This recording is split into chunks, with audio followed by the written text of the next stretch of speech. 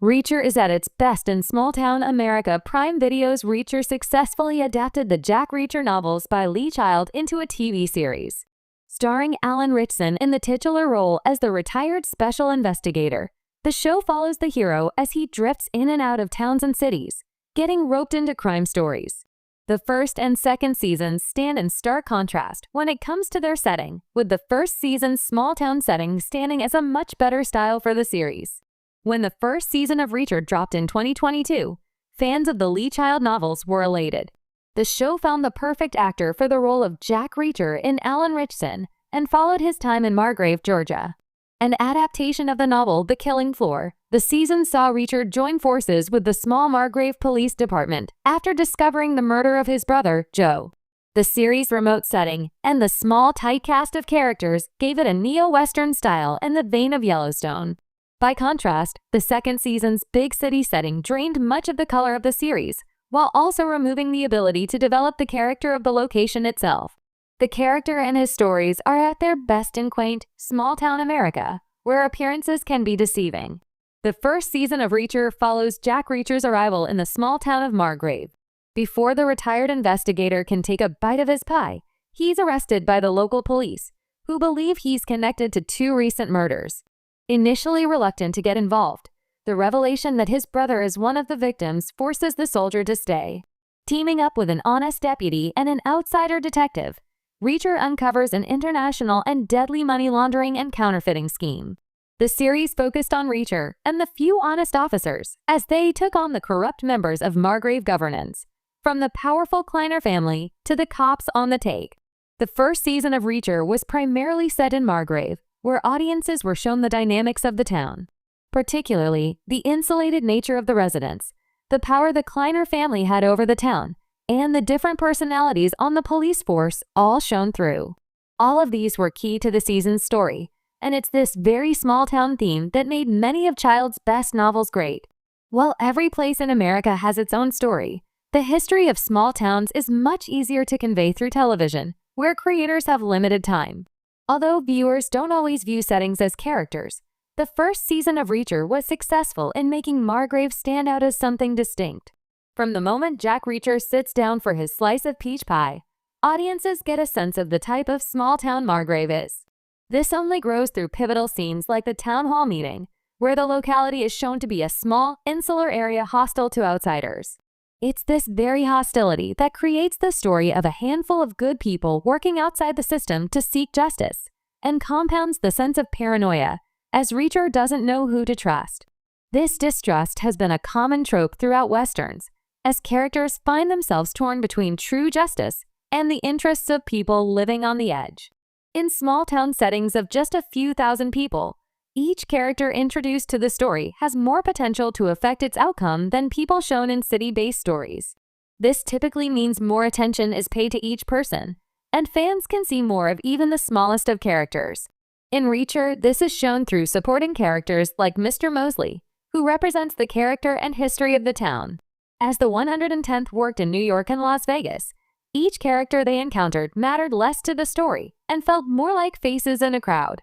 There were exceptions to this, such as Russo being a stand-in for the old-fashioned, hard-boiled, honest New York cop. However, by and large, the faster pace and scale of the cities didn't allow for any development of the settings themselves. Jack Reacher, the rugged protagonist of Lee Child's famed book series, is a man who fits well in any setting. But when it comes to capturing the essence of the character and the tone of the narrative, nothing showcases Reacher's unique skills and persona quite like a small-town American backdrop. Small-town America provides the perfect stage for Reacher to shine, blending isolation, community intrigue, and hidden corruption, all themes that resonate throughout the Reacher novels. At first glance, Jack Reacher seems like he belongs anywhere but in a small town. He's a drifter, a former military police officer with no fixed abode, no possessions except the clothes on his back, and no desire for roots. He prefers the open road and the solitude it offers. Yet, time and again, Reacher finds himself embroiled in the affairs of small communities, often uncovering dark secrets and systemic corruption that lie beneath their seemingly peaceful exteriors. This contrast between the idyllic surface and the rotting core is where Reacher thrives, And it is in these environments that he becomes not just a hero, but a force of nature. Small towns in America often evoke images of tranquility, where everyone knows everyone and life is simple. Yet, in Reacher's world, these towns frequently hide sinister secrets, organized crime, corruption, and conspiracies that fester in the shadows. The very isolation of these communities, their distance from large urban centers, makes them perfect breeding grounds for lawlessness and corruption. The lack of scrutiny from higher authorities means that those in power can often act with impunity, and that's where Reacher steps in.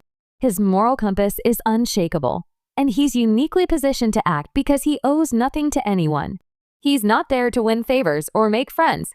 He's there to solve problems and right wrongs, even if that means tearing down an entire power structure. One of the key reasons small-town settings work so well for Reacher is the element of isolation. In big cities, corruption and crime can be impersonal and vast, difficult to tackle for a single person, even one as formidable as Reacher. But in a small town, where there might be a single corrupt sheriff, a powerful family running the show, or a business operating with impunity, Reacher's brand of justice can make a direct and immediate impact. The isolation of these towns also amplifies the tension. Reacher can't easily call in reinforcements or fade into the background. He's often on his own, facing threats with only his wits, strength, and military experience to rely on. Another compelling aspect of small-town America in the Reacher series is the sense of community. Small towns are often close-knit, where everyone knows everyone's business. In such environments, the arrival of an outsider like Reacher is immediately noticed, adding an extra layer of tension. Reacher, with his towering presence, military precision, and unflinching demeanor, stands out wherever he goes. But in small towns, this contrast is even starker. He's an anomaly in places where outsiders are rare, and strangers are often unwelcome. This tension is palpable as the local power players immediately recognize him as a threat, while the townspeople either rally around him or remain wary. Moreover, small towns often create a microcosm of society. The characters Reacher encounters in these settings are a mix of ordinary people caught in extraordinary circumstances. There are the powerless, the victims of corruption or crime, and the powerful, who often rule with unchecked authority. Reacher's presence disrupts this delicate balance. He brings with him a sense of justice that doesn't bend to local politics or long-standing relationships. His neutrality, combined with his unwavering determination to seek justice, makes him the ideal figure to shake things up in these seemingly quiet, insular communities. What makes Reacher's actions in small-town settings even more compelling is the clear moral line he draws. The villains in these stories often thrive because they've blurred the lines between right and wrong for so long that no one dares challenge them. But Reacher sees things in black and white. In a small town where everyone else might be beholden to the local power structures, Reacher remains untethered. This allows him to take decisive action, often in brutal, uncompromising ways, to restore order and justice. Ultimately, the appeal of Jack Reacher in small-town America comes down to the contrast between the serenity of these places and the violence that often lurks beneath the surface.